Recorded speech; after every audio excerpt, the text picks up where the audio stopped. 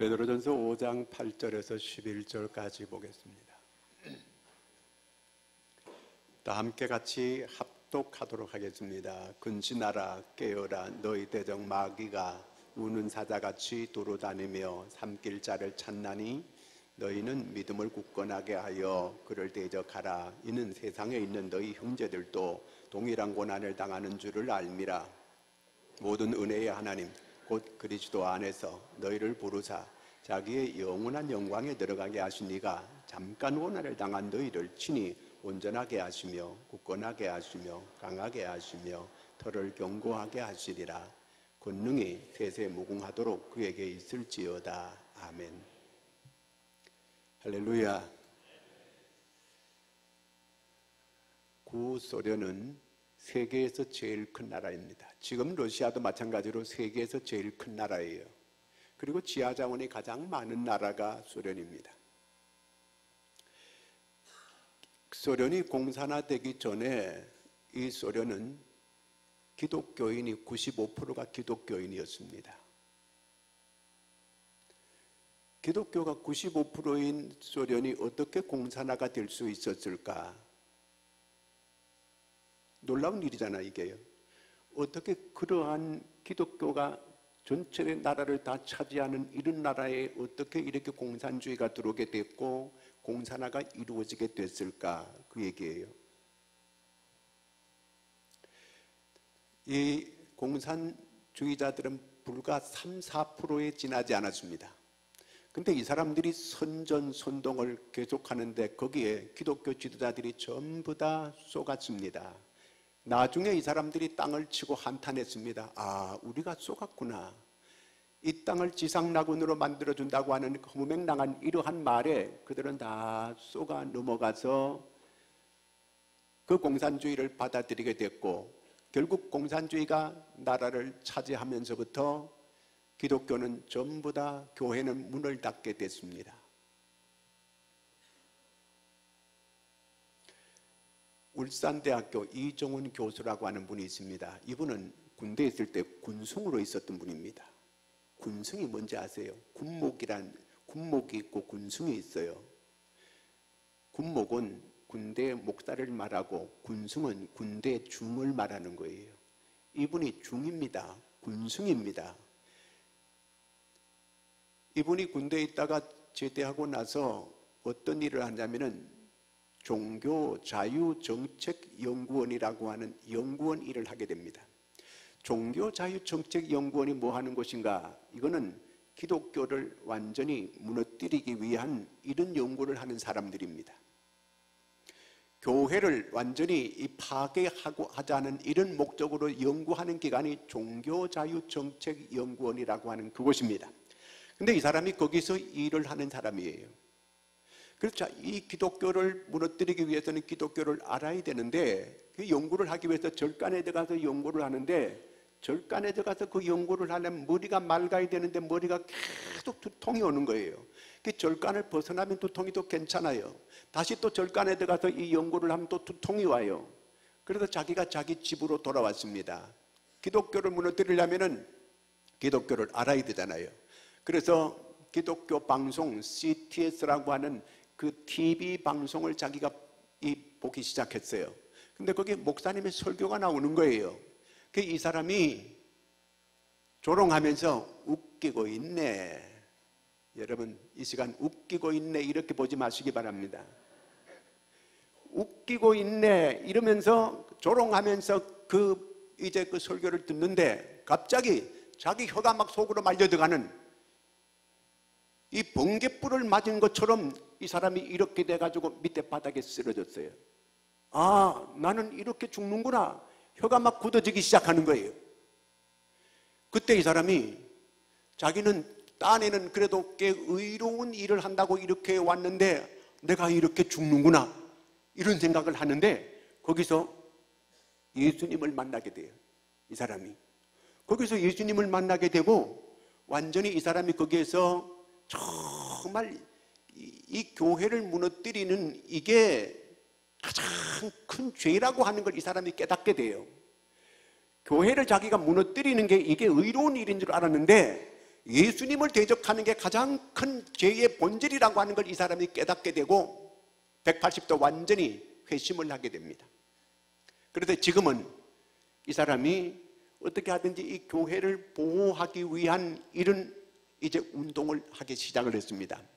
근데 자기가 교회 무너뜨리기 위한 이런 연구소에 있었기 때문에 지금 어떤 연구를 하고 있고 어떻게 지금 이 법을 만들고 있고 하는 걸 자기가 다 소상히 알고 있거든 이게요. 그런데 이게 오늘 한국 기독교가 이걸 모르고 있다는 거예요. 자기가 너무 놀랍다는 거예요. 지금 자기들은 교회를 무너뜨리기 위한 이런 법을 지금 만들고 있는데 교회는 조용하게 아무 반응도 없고 가만히 있다는 이런 그 놀라운 얘기를 이 사람이 했습니다. 자, 근데 이 사람이 세 가지를 지금 한국 교회에게 고하는 게 뭐냐면 세 가지 법을 지금 한국 이 교회를 무너뜨리는 이런 세력들이 법을 만드는데 첫째가 차별금지법이라는 거예요. 우리가 들으면 차별하는 걸 금지한다. 굉장히 그 이미지가 좋잖아요, 이게. 그렇죠? 차별하는 걸 막아준다는데 얼마나 이게 좋은 법이에요. 그러나 요게 속에 들어가면 독소 조항이 있어요. 차별을 금지하는데 여기 만약에 이단이 들어와가지고 설친다 해도 우리는 그들을 차별하면 안 돼요. 이슬람이 들어와가지고 여기서 난리 쳐도 차별하면 안 되는 거예요. 그러면 교회가 어떤 상태가 되겠습니까? 교묘하게 이 교회를 무너뜨리는 세력이 이런 지금 법을 만들어가지고 국회 계류 중에 있습니다. 국회의원들은 그 표지만 보고 차별을 금지하는 거니까 이게 좋은 일이구나. 이 사람들이 이렇게 생각을 하고 그걸 통과시켜 주려고 하는 거예요. 그러나 세부적으로 들어가면은 이게 바로 교회를 무너뜨리고자 하는 이러한 독소가 이 안에 있음을 이분이 깨우쳐 주고 있어요. 성소수자 보호법입니다. 소수자를 보호한다는 그러한 내용의 법이에요. 여러분, 소수자 보호하는 게 얼마나 좋은 법 아니에요? 성소수자라고 하는 거는 동성애 하는 사람들을 말하는 거예요. 동성애 하는 사람들은 지금 그렇게 소수자의 측에 속하는 거예요. 동성은 동성끼리 같이 결혼하고 살고 하는 걸 말하는 거예요. 그리고 이 사람들을 보호하자는 그런 법이에요. 그런데 부모가 자기 자식이 여자하고 여자끼리 결혼한다고 이렇게 하면은 그걸 반대할 거 아니에요. 그러면 부모가 차별했기 때문에 그거는 구속감이에요. 말 못하는 거예요. 법적으로 이걸 만드는 거예요. 여러분 자녀들이 만약에 남자는 남자끼리 여자는 여자끼리 이렇게 결혼한다고 하는 걸 부모가 이걸 용납하고 받아들일 수 있겠어요? 성소수자 보호법이에요. 교회에 와가지고 목사 앞에서 남자끼리 와가지고 주례해달라고 하면 목사가 거부하면 목사가 잡혀가게 되는 거예요. 이런 법을 지금 만드는 이런 가운데 있어요. 이게 계류 중에 있고 거의 통과되기 직전에 있습니다. 그 다음에는 세금법이에요. 종교인들에게 모두 세금을 물리자는 거예요. 이 총론에는 반대할 사람 없어요. 세금 내는 거예요. 지금도 한국교회 큰 교회는 세금을 다 내고 있어요. 그런데 지금 이 세금, 이 법을 만드는 거, 이 법을 만들고 이 법을 공론화해가지고 이걸 만들려고 시도한 사람들이 누구냐 하는 걸 이걸 잘 알아야 돼요. 이게 바로 종자연에서 시작한 거예요. 종교자유정책연구원이라고 하는 이 사람들이 이 법을 만들기를 처음에 시도한 거예요. 이게 지금 공공전하게 이 법을 지금 만들어서 곧 통과되고 내년부터 시행하려고 하고 있습니다. 그런데 조세는 형평성이 있어야 되는 거예요. 천주교는 세 가지 이 법안이에요. 그런데 불교는 두 가지예요. 유교는 한 가지예요. 기독교는 37가지를 지금 조항을 만들었어요. 이 37가지는 이 속에 들어가 보면은 교회를 완전히 통제하고 교회를 국가 통제 아래 두겠다고 하는 이런 것이 이 속에 있는 거예요. 세금 내는 거는 이익 없어요. 그런데 이거는 완전히 교회 고유 활동을 통제하기 위한 이런 법안이라는 거예요. 이단들은 날뛰고 지금 난리가 너무 좋아요. 이 사람들은요. 이거는 제 소리가 아니고 이 전문 교수가 밝히는 내용이에요. 이런 독소 조항이 있는데 이 한국교회가 이걸 모르고 있다는 거예요. 모르고 있는지 알면 어떻게 가만히 있는지 자기는 이해가 안 된다는 그 얘기예요. 이게 바로 그 사람이 한국교회에 대해서 놀라운 이 조용하고 가만히 있는 게 이게 놀랍다 이런 그 얘기를 했어요. 오늘 성경은 근신하라 이렇게 말하고 있습니다. 근신하라는 얘기는 정신 차리라 그 말이거든 이게요. 사람들이 정신을 놓게 되면요 사건 사고가 일어나요. 아, 내가 정신을 잠깐 해가지고 이 사고가 일어났다고. 사람들이 그렇게 말하는, 네 정신 나갔나? 네 정신 빠졌나? 그렇게 말할 때 많이 들을 수 있잖아요. 그렇죠? 여러분, 정신이 지금 있으세요? 정신 없는 사람이 있어요. 그런 사람들은 마귀가 그 마음을 혼미하게 만들어요. 그래도 정신을 잃게 만들어요. 그래서 사건이 일어나고 사고가 일어나게 이렇게 만들어요. 마귀는 우리를 혼미하게 하는 거예요. 그 다음에 마귀는 우리에게 의심을 불러일으키게 만들어요. 그 다음에는 부정하게 만들어요. 이게 마귀 수법이에요. 아담과 하와에게 이 마귀가 와서 그들을 혼미하게 만들었어요. 그 다음에 그들을 의심하게 만들어요. 동산 모든 나무의 실과를 먹지 말라고 하더냐? 이렇게 의심을 불러일으켜요. 그랬더니 하와가 모든 나무의 실과는, 선악을 알게 한 나무의 실과는 먹지도 말고 만지지도 말고, 그러면서 엉뚱한 얘기를 해요. 성경에 먹으면 정령 죽으리라 이렇게 했지, 뭐 만지지도 말고 뭐 이렇게 이런 얘기를 안 했어요. 먹으면 죽을까 하노라 이런 얘기 안 했어요. 먹으면 죽는다 했지 죽을까 하노라. 이게 의심하게 만들어서 그 다음에는 부정하게 만들어요. 먹으면 안 죽는다, 먹어, 이렇게 했거든. 이게요, 오늘 마귀가 우리를 혼미하게 만들어요.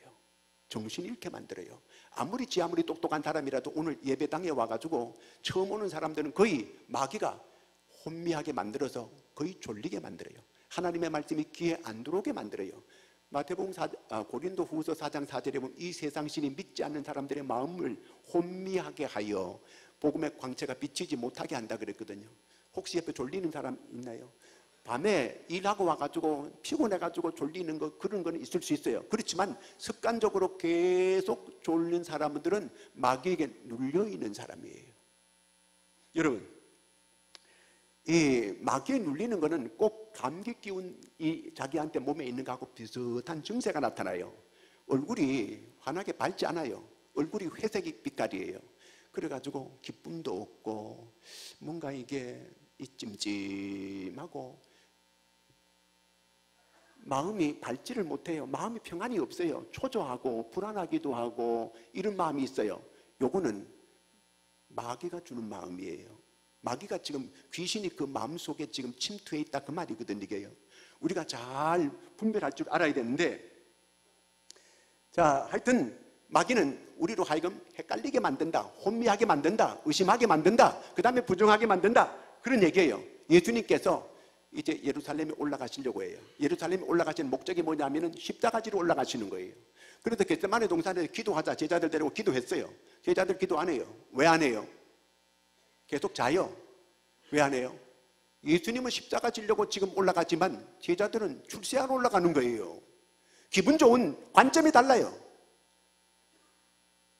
이 사람들은 주의 뜻에 지금 포커스가 없어요. 세상적인 데만 포커스가 있는 거예요. 초점이 주님께 안 있고 세상적인 데 있는 거예요. 오늘 우리가 사상이라는 게 있어요. 믿음이라는 게 있어요. 근데 사람들이 사상적으로 자꾸 기울어져 가지고 이 영적인 걸 무시하고 사상적으로 기울어지는 이런 사람들이 너무 많다, 그런 얘기예요. 자, 오늘 우리가 이 분별을 잘 해야 되는데, 우리 마음속에 자꾸 이 미워지는 이런 마음이 있거나 이러면 그 사람은 틀림없이 귀신이 함께하는 사람, 마귀가 함께하는 사람이에요. 자, 노름하는 사람들 보면은요, 집을 팔아가지고 다 갖다 노름해요. 있는 돈 없는 집에 거 다 끌어다 노름해요. 저희 친척이 저희 아버지를 보고 멀리서 이사를 오게 됐어요. 이사를 오는데 이제 부모님이 돌아가시고 아랫때만 이사를 오니까 그 집안에서 나이 드신 분이 전부 다 땅을 팔아가지고 이쪽에 와서 계약을 하고 그 땅을 판 그 돈을 받아가지고 이쪽에 와 땅 대금을 줘야 되는데 그 돈 가지고 노름을 해가 다 날려버렸어요. 그 계약한 거 다 띄어버리고 이 나이 젊은 이런 그 형제들이 자기 돈이 다 날아가고 땅이 하나도 없고 살기가 너무 힘든 이런 그 과정을 겪는 걸 제가 봤어요. 아니, 이 양반이 정신 나간 양반이지 왜 남의 돈을 가지고 왜 노름을 해? 정신이 나가도 한참 나간 사람 아니에요 이거? 요한 1서 3장 15절 같이 읽습니다. 시작. 그 형제를 미워하는 자마다 살인하는 자니 살인하는 자마다 영생이 그 속에 거하지 아니하는 것을 너희가 아는 바라. 자, 미워하는 마음, 이게 도가 자꾸 이게 올라가게 되면 이게 마귀 역사예요. 부부가 싸웠어요. 싸웠는데 그렇게 잘 지내던 부부가 싸우고 나니까 이게 신랑에 대한 미움이 막 올라온 거예요. 그런데 아침 이런 생각이 들더라는 거예요. 자기가 신랑이 아침에 출근하면 차에 받쳐 확 죽어버려라. 자기가 자기 스스로가 쏘스라치 놀라는 거예요. 아니 내 마음속에 어떤 이런 마음이 들 수 있을까? 이게 자기 마음이 아니죠. 본 마음이 아니에요. 사람도 자기 마음을 이게 마음대로 컨트롤이 안 되는 거예요. 너무너무 흉측한 생각이 드니까 견딜 수 없는 거예요. 그래서 목사님한테 와가지고 상담을 했어요. 제가 이런 마음이 듭니다. 가르쳐줬어요. 마귀가 싸울 때에 틈 탔어요. 마귀는 호시탐탐 틈을 타요. 싸우고 할 때 그때 마귀가 탁 틈 타가지고 미움을 자꾸 불러일으키는 거예요. 그래가지고 마귀의 목적은 뭐예요? 파괴하는 거예요. 가정을 파괴하는 거예요. 그 마귀가 그런 생각을 들게 만든 거예요. 여러분 이럴 때 어떻게 해야 돼요? 주님께서 우리한테 가르쳐줬어요. 사탄아 물러가라. 명령해야 돼요. 그 한두 번 해가 잘 안 돼요. 그럴 때는 계속해서 사탄아 물러가라. 이 정체를 알고 내가 예수 이름으로 명령하면 사탄이 피하게 되고 물러가게 되는 것을 믿으시기 바랍니다. 사용해야 되는 거예요.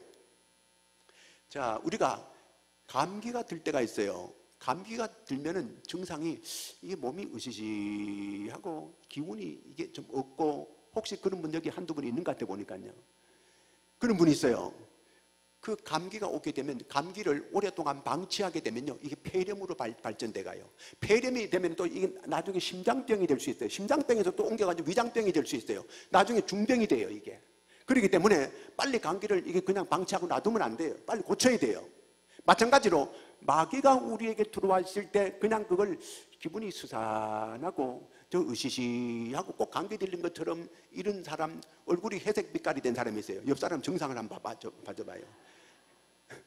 이게 마귀가 들어와가지고 이 기분이 지금 팍 눌려 있는 거예요. 눌려 있어가지고 전에도 웃던 사람이 웃지도 않고 이게 얼굴이 굉장히 심각해져 있고, 지금 무슨 뭐 땅이 꺼지는 것도 아닌데 굉장히 심각해져 있고 회색빛이 된 이렇게 된 사람이 있어요. 마귀가 그 사람을 지금 누르고 있는 거예요. 마귀가 계속 그 사람을 누르고 있으면 나중에 중대 사건이 터져요. 큰 사건이 벌어질 수 있어요. 그렇기 때문에 그런 거 빨리 증상을 알고 내 속에 나를 누르고 있는 이 사탄아 떠나가라, 물러가라 명령하세요. 그러면 사탄이 나갈 때 팍 나가요. 마음이, 하나님은 우리에게 뭘 주는 하나님이에요? 평안을 주는 분이에요. 기쁨을 주는 분이에요. 하나님의 뜻은 항상 기뻐하라, 쉬지 말고 기도하라, 범사에 감사하라. 이게 하나님의 뜻이에요. 그런데 우리가 마음이 평안치 못한 거는 뭔가 마귀가 나를 지금 누르고 있다고 하는 그 증거예요.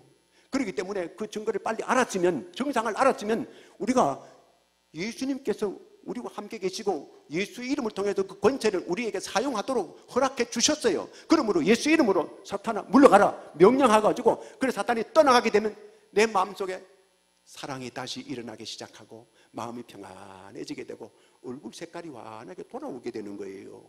그러면 이 화장품 여자는 덜 써도 얼굴이 환하게 밝아 보기 좋아지게 되는 거예요. 얼굴이 인상 찡그리는데 아무리 갖다 쳐발라도 그 소용없어 그거예요.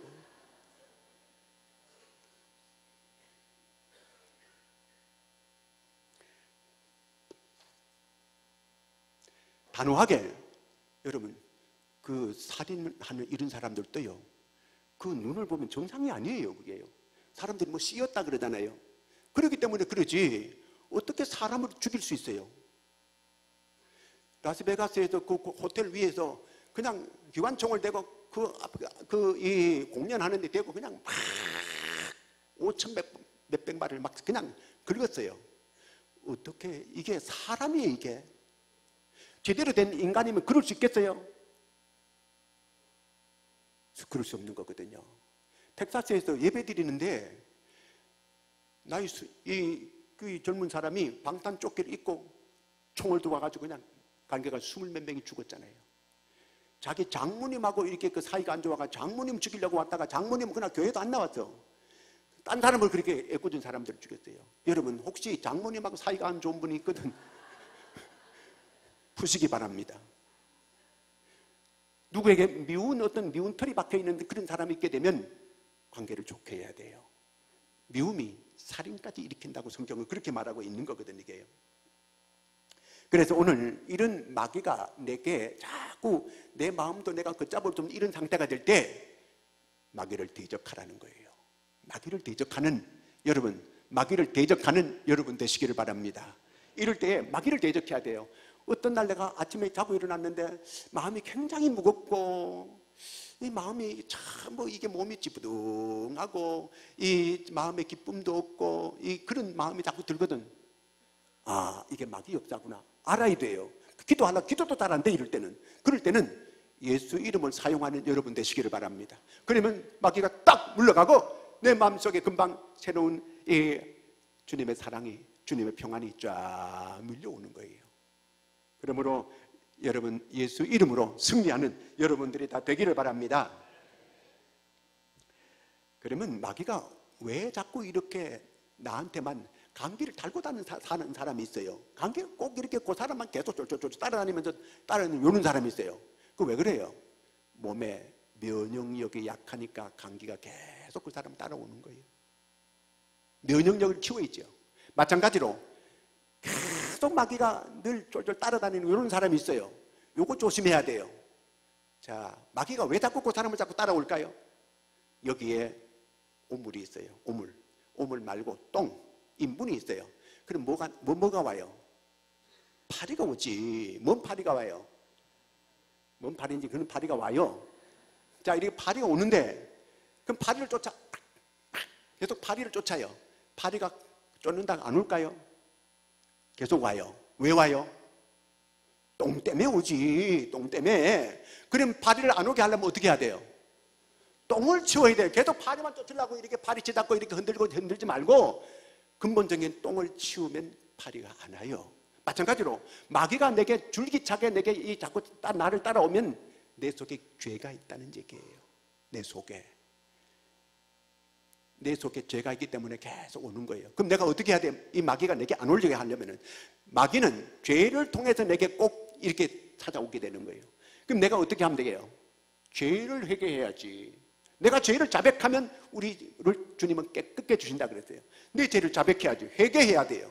그럴 때마다 계속 마귀만 쫓으려고 달려들 게 아니고 내 죄를 회개하는 거예요. 내 죄를 깨끗하게 씻고 내 마음을 깨끗하게 하면 성령이 역사하기 시작하는 거예요. 내가 죄가 있기 때문에 성령은 역사 안 해요.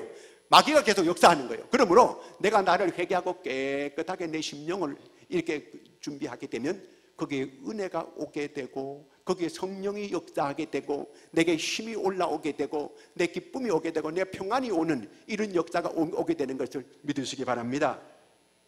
요한복음 10장 10절 한번 보겠습니다. 시작. 도둑이 오는 것은 멸망시키려는 것뿐이요 내가 온 것은 양으로 생명을 얻게 하고.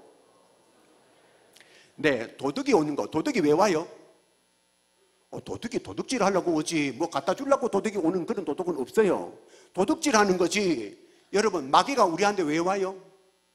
도둑질 하러 오는 거예요. 뭘 도둑질해요? 기쁨을 도둑질해 가요. 평안을 도둑질해 가져가요. 사랑을 도둑질해 가져가요. 건강을 도둑질해 가져가요. 그래서 마귀가 오게 되면 평안도 없어지고 기쁨도 없어지고 건강도 없어지고 이 평안도 없어지고 그래서 사람들이 요즘 죽을 맛입니다. 죽을 맛이에요. 이게 지금 마귀가 그를 완전히 점령하고 다 도둑질해 간 거예요. 여러분 돈만 잃었다 그래가지고 그거 가지고 그 한탄을 그럴 게 아니고 도둑이 마귀가 와서 나를 잃은 걸 전부 내게 좋은 걸 진짜 좋은 걸 다 도둑질해 가는 거예요. 그래서 나를 망하게 만드는 거예요. 중병이 걸리게 만들고 이렇게 하는 거예요.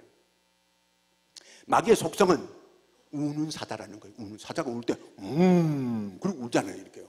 겁을 내게 만드는 거예요. 두려움을 가지게 만드는 거예요. 겁주는 것뿐이에요. 자, 우리가 사파리 이렇게 가면은 이렇게 이 유리가 딱 덮인 그런 차에 딱 타고 가면은 사자가 아무리 해도 상관 안 해요.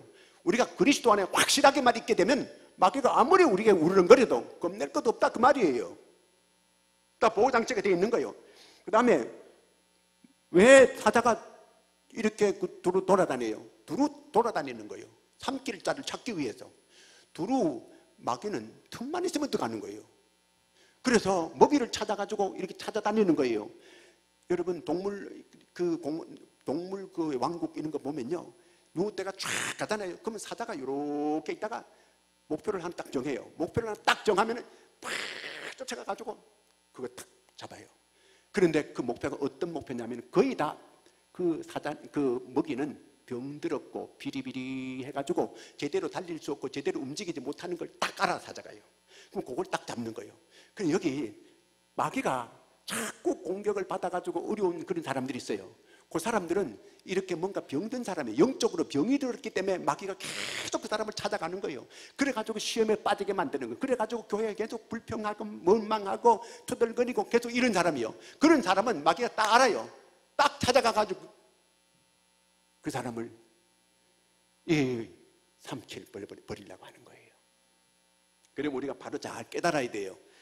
근본적으로 마귀가 이 공격하는 목적이 어디 있느냐? 누가복음 22장 한번 보겠습니다. 31절 32 시작. 시몬아 사탄이 너를 밀가부릇 하려고 요구하였으나 그러나 내가 너를 위하여 내 믿음이 떨어지지 않기를 기도하였노니 너는 돌이킨 후에.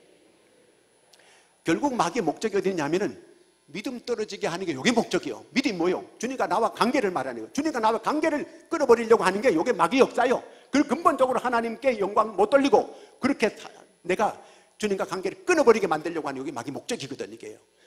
바로 사탄이 베드로를 갖다가 시모나 그래 베드로를 밀가부르듯 했다는 거예요. 주님과 관계를 끊고 주님으로부터 돌아서게 이렇게 만들려고 그렇게 했다는 거예요. 그런데 주님께서 내가 너를 위해서 믿음 떨어지지 않도록 기도했다는 거예요. 그래도 중보기도가 정말 중요한 거예요. 자녀들을 놓고 중보기도하는 거 여러분 절대로 헛된 일이 아닌 줄로 믿으시기 바랍니다. 반드시 그 기도는 이루어지게 되는 거예요.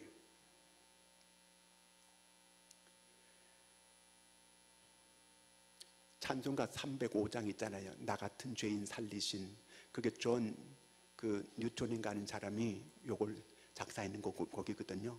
근데 이 사람이 원래 자기 홀어머니가 있는데 자기 어머니가 자기를 이렇게 늘 기도하면서 이렇게 키웠어요. 근데 나이가 15될 때 자기 어머니를 두고 자기가 가출했어요. 가출해가지고 배를 탔어요. 노예선을 탄 거예요. 노예선을 탔는데 그 아들이 가출하고 난 다음부터 엄마는 계속 그 아들을 놓고 기도한 거예요. 근데 이 아들은 그 노예선을 타고 배에서 일하다가 나중에는 선장까지 되는 거예요. 그래서 아프리카에서 흑인들 사가지고 미국으로 가다가 풍랑을 만났는데 배가 다 깨졌어요. 그때 이 사람이 자기 어머니의 하나님을 부르는 거예요. 어머니의 하나님 막 나를 살려달라고 어머니 하나님 이렇게 불렀어요. 그런데 정말 기적적으로 이 사람이 거기서 구조가 돼요.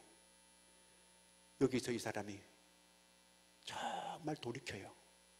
내가 정말 죽을 죄를 냈구나. 사람을 어떻게 사다가 인신매매, 사람을 사다가 미국 갖다 팔아먹는 이런 못된 파렴치한 일을 내가 이렇게 했구나. 죄를 크게 깨닫고 하나님이 나를 살려줬고 우리 엄마가 기도해가지고 나를 이렇게 살려주었다고 이렇게 깨닫고 이 사람이 신학을 해가지고 목사가 돼요. 그래서 이 사람이 다니는 곳곳마다 이게 잘못됐다고 하는 걸, 사람 팔아가지고 사람 장사하는 게 자기가 잘못됐다고 하는 걸 수많은 사람들에게 얘기했고 결국 그렇게 해서 노예 해방 운동이 일어나서 그 놀라운 이런 밑거름이 되는 이런 일을 한 사람이 바로 존 뉴턴이라는 그런 사람이에요.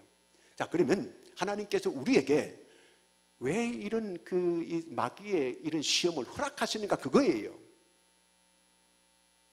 욥도 하나님께서 마귀가 허락해 줬기 때문에 욥이 이런 시험을 겪었지, 욥이 하나님 허락하지 않은 그런 시험 안 겪어요. 믿음의 사람들에게는 어떤 것도 우연히 없어요. 그렇다면 하나님께서 이렇게 허락하시는 그 이유가 어디 있는가 그거예요. 오늘 10절 말씀에 보니까 이렇게 하기 위해서라는 거예요. 시작. 모든 은혜의 하나님 곧 그리스도 안에서 너희를 부르사 자기의 영원한 영광에 들어가게 하신 이가 잠깐 고난을 당한 너희를 친히 온전하게 하시며 굳건하게 하시며 강하게 하시며 털을 견고하게 하시며, 하나님께서 이러한 시련과 시험을 통해서 우리를 온전하게 하고 굳건하게 하고 강하게 하기 위함이라는 거예요. 논산훈련소 저도 가서 훈련 조금 받는데 처음에 가니까 장정들이 오합지졸이에요. 그러나 한 2주간만 제식 훈련 받고 나면은 제대로 탁탁 이게 맞춰지게 되는 거예요. 진짜 군인이 되는 거예요. 그렇잖아요. 하나님의 사람들도 오합지졸로 모였지만 이렇게 그리스도 안에서 시련과 시험을 당하다가 이렇게 보면은 믿음이 굳건하게 이렇게 세워지게 되네요. 그러면 이제 주의 일하는 이런 사람이 될 수 있는 거예요. 요셉이 수많은 어려운 시험을 겪었지만 원망하지 않고 불평하지 않고 자기를 포기하지 않으니까 하나님께서 위대하게 들어쓰는 귀한 일꾼 되잖아요. 다윗도 마찬가지예요. 얼마나 어려움 많이 겪어요. 죽음의 고비를 얼마나 많이 겪어요. 하나님께 다 허락하셨어요. 하나님이 그 생명은 지켜주셨어요. 원망 안 해요. 불평 안 해요. 그랬더니 이스라엘의 위대한 성군이 되게 이렇게 만들어 주셨어요. 하나님이 오늘 우리에게 이와 같은 모든 걸 통해서 우리를 하나님께서 크게 들여 쓰시기 위해서 이와 같은 과정을 준 줄 알고 오늘 우리가 깨어서 정신 차리고 근신하고 깨어서 기도하여 모두가 다 승리할 수 있는 저와 여러분이 되기를 축원합니다. 기도하겠습니다. 하나님 아버지, 은혜를 감사합니다. 오늘 이 시대를 우리가 잘 분별하고 악한 사단 마귀가 할 수만 있으면 믿는 자까지 삼키려고 하는 이런 때에 정말 말씀대로 근신하고 깨어있는 저희들이 다 되게 하여 주시옵소서. 예수님의 이름으로 기도하옵나이다.